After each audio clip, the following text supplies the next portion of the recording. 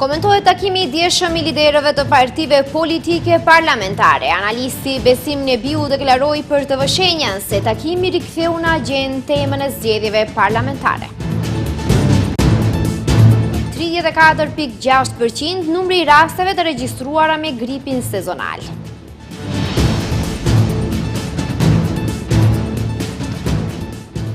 Qytetarët e mbështesin propozimin për masa më rigoroze për pirjen e duhanit.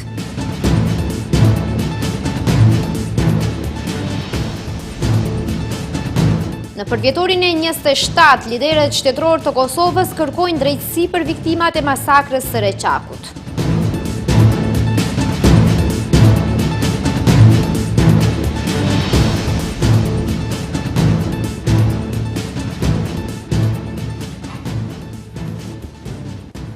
Përshëndetje të nderuar shikues dhe mirë se takohemi në lajmet orës 15:55 në televizionin Shenja. Takimi i dieshëm i liderëve është vlerësuar nga analisti politik Besim Nebiu si një proces ku tregohet intenca e mirë e aktorëve politik, sidomos e kryeministrit.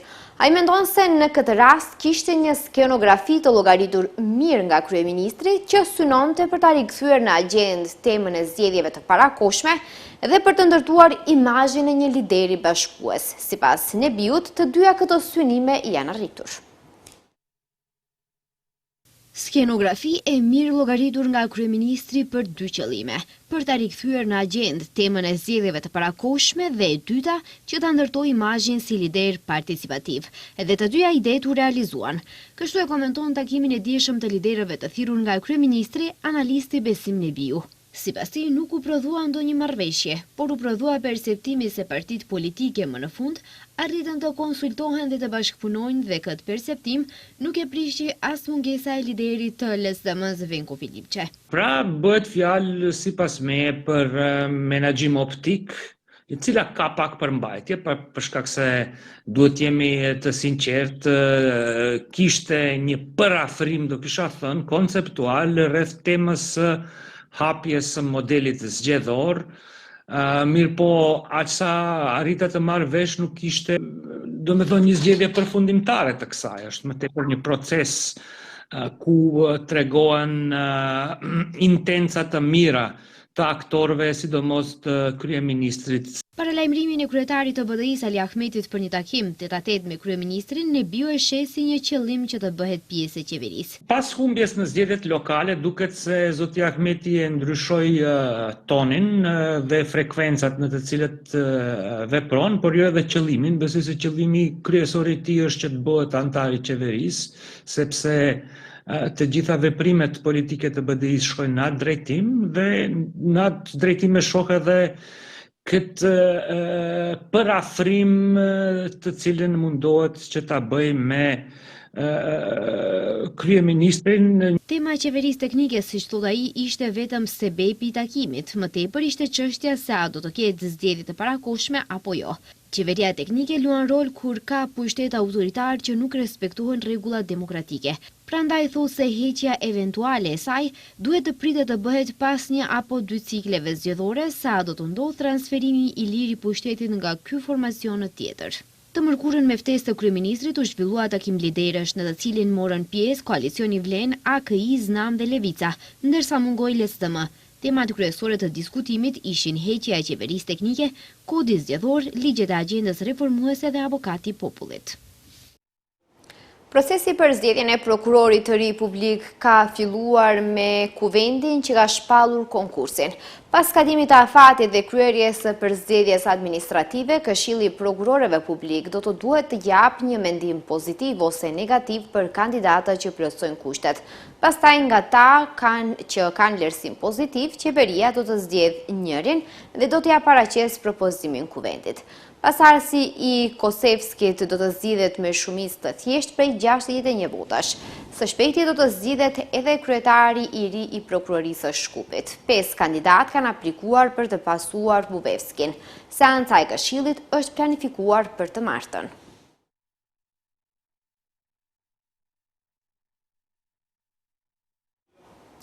Në Kuvend sot është mbajtur ceremonia e betimit të dy antarëve të reja të Këshillit gjyqësor. Profesoresha universitare Arlinda Kadri Shahinović dhe avokatja Suzana Joshevska Anastasovska do të vlerësojnë vendet e mbetura bosh në organin më të lartë gjyqësor të vendit. Me dhënien e deklaratave solemne të dy antarëve të reja të Këshillit gjyqësor, ky trup plotësoi numrin e antarëve që gjithsej numëron 15. Prej tyre 8 zgjidhen nga radhat e gjyqtarëve, 3 zgjidhen nga kuvendi dhe 2 antar janë me propozim të presidentit të shtetit. Antar pa të drejtë vote janë gjithashtu kryetari i Gjykatës Supreme dhe ministri i Drejtësisë. Profesoresha universitare Arlinda Kadri Shahinović dhe avokatja Suzana Joshevska Anastasovska dhanë deklaratat solemne në kuvend si antare të Këshillit gjyqësor para kryeparlamentarit Afrim Gashit. Edhe kryetari i Këshillit gjyqësor Aleksandar Kambovski uroi antarët e Këshillit duke thënë se janë vlerë e shtuar e këtij trupi, me çka mund ta ushtrojë funksionin e tij kompetent. Antarët janë propozimi i presidentes së shtetit Gordana Siljanovska Davkova dhe u zgjodhën më 12 dhjetor me shumicë votash në kuvend. Arlinda Kadri Shahinović është profesoresh në universitet me një karrierë akademike në Fakultetin e Drejtësisë dhe Shkencave Politike në FON, si dhe në një universitet privat. Ajo ishte pjesë e komisionit të presidentes për falje, antarët e të cilit dhan ndërheqjen kolektive pas reagimeve publike se kishin falur një antar të dënuar të një grupi kriminal të Shkupit. Suzana Joshevska Anastasovska është avokate nga Shkupi, zyra e së cilës funksionon që nga viti 2008. Ajo gjithashtu është e njohur për publikun për paraqitjet e saj në media mbi çështjet e drejtësisë. Ajo ishte gjithashtu avokatja mbrojtëse e njërit prej të akuzuarve në rastin e Koçanit. Mandati i antarëve të zgjedhur zgjat 6 vjet me të drejtë rizgjedhjeje. Gripi sezonal po prek gjithnjë më shumë qytetarë dhe pse sipas mjekëve ende nuk e ka prekur pikun e parashikuar. Instituti i Shëndetit Publik u bën thirrje prindërve që fëmijët me simptoma të sëmundjeve akute të mos dërgohen në mësim, me qëllim parandalimin e përhapjes së infeksionit. Ndonëse ende nuk e ka arritur pikun, gripi sezonal po merr hovë të madh në vend. Nga 5 deri më 11 janar janë regjistruar gjithsej 2322 persona të sëmurë, që është për 34.6% më shumë krahasuar me javën paraprake. Në krahasim me të njëjtën javë të sezonit të kaluar, numri i të sëmurëve është rritur për 2.2 herë, njoftoi mjeku Dragan Koçinski. Incidenca më e lartë e sëmundjes varet të fëmijët e moshës 0 deri në 4 vjeç. Personat prekur janë regjistruar në 25 rajone të shtetit, me numrin më të madh të rasteve në Shkup, ndërsa vetëm në Berov, Pehqev dhe Delchev deri më tani nuk ka asnjë rast të regjistruar. I pyetur se për shkak të gripit sezonal a ekziston mundësia që të vazhdohet pushimi dimror për nxënësit, Koçinski tha se edhe pse rritja e numrit të sëmurëve me grip është shfaqur disa javë më herët, se zakonisht nuk ka nevojë për një mas të tillë. Sa i përket shkollave dhe qerdheve, nga Instituti i Shëndetit Publik apelohet që fëmijët me simptoma të sëmundjeve akute të mos dërgohen në mësim me qëllim parandalimin e përhapjes së infeksionit. Si masa të përgjithshme rekomandohen shmangja e mjenteve me numër të madh njerëzish, ajrosja e rregullt, konsumimi i vitaminave dhe mineraleve, si dhe qëndrimi në shtëpi në rast sëmundjeje. Nga SHP theksojnë se kulmi i gripit pritet nga fundi i janarit deri në mesin e shkurtit. Qytetarët të intervistuar nga televizioni Shenja kanë komentuar përgatitjet për miratimin e ligjit të ri që shpërson masat kundër përdorimit të duhanit. Shumica prej tyre thanë se nuk kanë ndjeni për çfarë përmban ligji, por parimisht janë për shtrëngim të masave. Nga kafenetë të mbushura me tym drejt hapësirave pa duhan. Kjo është ideja kryesore e ligjit të ri për duhanin që pritet të ndryshojë zakonet e përditshme të qytetarëve në Maqedoninë e Veriut, me ndalime të rrepta për pirjen e duhanit në kafene, restorante dhe taraca të mbyllura, si dhe me gjoba të larta për qytetarët dhe bizneset, pritet të ndryshojë realitetin e përditshëm. Por disa qytetarë të intervistuar nga televizioni Shenja nuk kishin dieni për këtë ligj, por sidomos për gjobat. Ajo normale, se ati ka edhe granim që nuk e pin duhanin, ka thmisen, kështu që duhet me pas vend posaçëm për duhanin. Normal që po. Në valla për gjoba edhe nuk e di sa janë bile. Nuk jam ndonjë duhan pirse e flakt, ndezin ndonjëherë, por e mbështes ligjin që do të sillet tani, sepse edhe objektet, edhe rrugët është e tmerrshme. E mbështes sjelljen e ligjit si të tillë, të fillojë të funksionojë, jo vetëm të sillet. Qytetarja gjithashtu theksoi se ligji i ri sa do të përmirësojë shëndetin publik varet vetë prej njerëzve dhe siç tha se nëse duam të jetojmë do të mbrohemi. Valla unë për veti se pi asnjë kutin ditë. S'kisha ndalu, as e kom net mi ndalu. Mira ma me paksu po. Valla zbesoj. Zbesoj. Njeri nëse vetë e kupton që i pengon, du të melon. Se njeri sa i bën dam vat vetë, s'u i bën kërkujna. Si di ndirimi që shëmle. Në Amerikë edhe e lezova edhe e nita. Ju në qua për 10 shteta të bo shtrajk për fotografi të këqia në kuti cigareve. Ata s'qënë të besu që qatë është e damshme. Nuk pajtona shumë, po më një më mirë për njerëzt që nuk e pinë dhe honin. Mënoj po dushim që po. Për dënimet nuk e di, po për gjithat për një duan pirës do të një dënim që më këfjellë. Opinioni mbetet i ndarë ndërsa dilemat për zbatimin real të ligjit vazhdojnë. A do të sjellë ligji i ri për duhanin përmirësim konkret në shëndetin publik, apo do të mbetet vetëm një vendim në letër, pritet të shihet kur të hyjë në funksion. Organizata për një Maqedoni më të pastër ka mbledhur 1000 nënshkrime nëpërmjet të cilave do të kërkojë që sistemi i shkeljeve të trafikut Safe City të përmirësohet dhe gjithashtu të zbulojë hedhjen e mbeturinave dhe bishtat e cigareve nga automjetet. Siç informon organizata përmes një postimi në rrjetet sociale, peticioni u dorëzua qeverisë dhe Ministrisë së Punëve të Brendshme. Problemi është hedhja e mbeturinave, veçanërisht bishtat e cigareve dhe mbeturinat e vogla nga automjetet në lëvizje, të cilat sipas peticionit kanë pasoja për mjedisin dhe sigurinë publike. Bishtat e cigareve janë lloji më i zakonshëm i mbeturinave në rrugë dhe përgjatë rrugëve, se ato përmbajnë substanca toksike dhe se dekompozimi i tyre zgjat deri në 10 vjet, thuhet në peticion.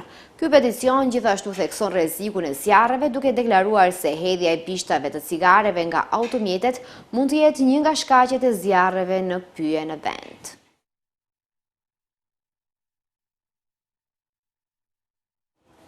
Një kompani postare po hetohet për ofrimin e shërbimeve postare në mënyrë të paligjshme. Doganierët kanë gjetur gjithsej 166 dërgesa postare me mallra të ndryshme, me një vlerë totale prej gati 240.000 denarësh. Drejtoria e doganave njofton se ka parashuar kallëzim penal ndaj një kompanie postare dhe ndaj një personi pasi sipas doganës, kompania ofronte në mënyrë të paligjshme shërbime postare. Nga drejtoria e doganave thonë se kompania bënte kontraband të dërgesave. Gjatë kontrollit janë gjetur gjithsej 166 dërgesa postare me mallra të ndryshme me një vlerë totale prej gati 240.000 denarësh.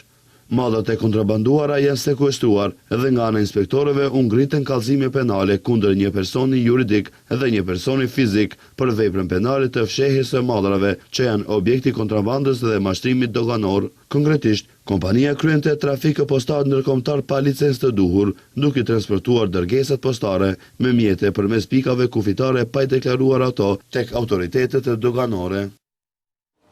Ministri i Transformimit Digital Stefan Andonovski nënshkroi sot urdhër për të kufisuar qasjen në webfaqet dhe aplikacionet e internetit të paligjshme përmes rrjeteve publike të komunikimit elektronik në rastet e lojrave të paligjshme të fatit. Urdhri i fundit mbulon edhe 33 faqe internetit të paligjshme, që do të thotë se numri i përgjithshëm i faqeve të internetit të paligjshme të mbuluara deri më tani është 307. Urdhri është dorëzuar Agjencisë për Komunikime Elektronike, e cila është e detyruar ta dorëzojë atë te operatorët e rrjeteve të komunikimit elektronik për zbatim brenda 5 ditëve, njofton Ministria e Transformimit Digital.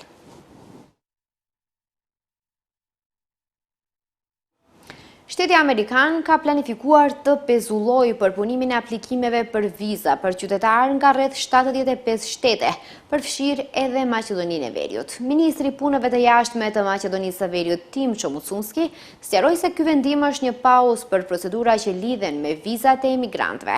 Sipas kryediplomatit të vendit, vendimi i SBA-s nuk do të thotë fundi i vizave turistike, vizave studentore dhe programit Puno dhe Udhto. Departamenti Amerikan i Shtetit pritet të pezullojë përpunimin e aplikimeve për viza për qytetarë nga rreth 75 shtete, përfshirë edhe Maqedoninë e Veriut, duke filluar nga 21 janari 2026. Masa është pjesë e një rishikimi më të gjerë të procedurave që lidhen me kriterin e ashtu quajtur public charge. Ministri i Punëve të Jashtme të Maqedonisë së Veriut, Timço Muçunski, sqaroi se ky vendim është një pauzë për procedurat që lidhen me vizat e emigrantëve dhe se vendimi i SBA-s nuk do të thotë fundi i vizave turistike, vizave studentore dhe programit Puno dhe UDT. Kjo nuk ndikon në të gjitha procedurat e tjera për lëshimin e vizave për në Shtetet e Bashkuara. Nëse jeni biznesmen, do të jeni të lirë të aplikoni për vizë. Nëse jeni student që dëshiron të studiojë në Shtetet e Bashkuara, kjo do të thotë se nuk ka asnjë pengesë për ju. Nëse dëshironi të udhëtoni si turist, Kupa botërore në futboll do të mbahet në Shtetet e Bashkuara, do të jeni gjithashtu në gjendje të udhëtoni si turist.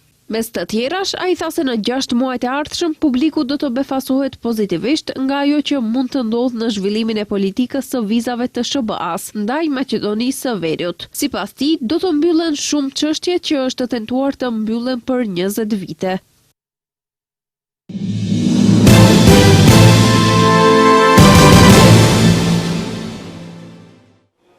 Gjermania, Suedia, Franca dhe Norvegjia kanë konfirmuar se po dërgojnë personel ushtarak në Grenland këtë javë për të marrë pjesë në ushtrime të përbashkëta me Danimarkën, në një kohë kur presidenti amerikan Donald Trump ka shtuar deklaratat kërcënuese për aneksimin me forcë të ishullit strategjik në Arktik. Nuk është e pazakontë që vendet e NATO-s të dërgojnë trupa për të trajnuar në vendet të tjera të NATO-s dhe ka pasur një shtyrje prej vitesh nga aleatët, përfshirë SBA-n, për të shtuar ushtrimet e përbashkëta në rrethin arktik. Por sipas CNN, si koha ashtu edhe simbolika e njoftimeve të fundit nga kombet europiane, janë një shfaqje e rëndësishme solidariteti në një kohë tensioni të paparë brenda NATO-s. Lajmi për vendosjen e trupave europiane në Grenland erdhi ndërsa zyrtarët danez dhe të Grenlandës u takuan me sekretarin e shtetit të SBA-s, Marco Rubio, dhe zëvendis presidentin J.D. Vance, të mërkurën disa orë pasi Trump ka shkruar në Truth Social se çdo gjë më pak se sa kontrolli amerikan i Grenlandës është i papranueshëm.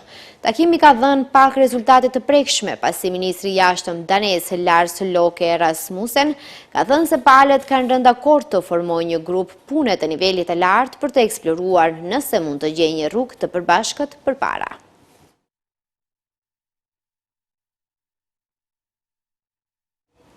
Këshilli i Sigurimit të OKB-s ka caktuar për të ejtë një mbledhje emergjente për të diskutuar protestat vdekje prurse në Iran me kërkesë të Shteteve të Bashkuara.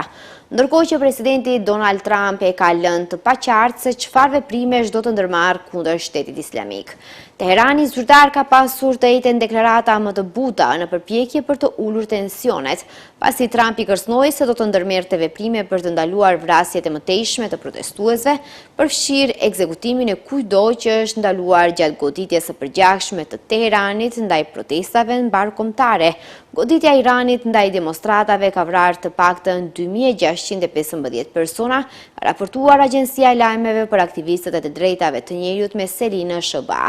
Ndërkohë Irani ka mbyllur hapësirën e tij ajrore për fluturimet komerciale për disa orë, pa dhënë shpjegime herët të ejten, dhe disa pjesëtar të personelit në një bazë kyç ushtarake amerikane në Katar u këshilluan të evakuoheshin. Ambasada e SBA-s në Kuvajt gjithashtu ka urdhëruar personelin e saj të pezullojë përkohësisht udhëtimet drejt bazave të shumta ushtarake në këtë vend të vogël arab të Gjirit. Të gjitha shkollat e Republikës së Kosovës sot, orën e parë mësimore ja kushtua një dite që la plag të thella në kujtesën kolektive të popullit të Kosovës. 15 janarit të vitit 1999, masakrës së Reçakut.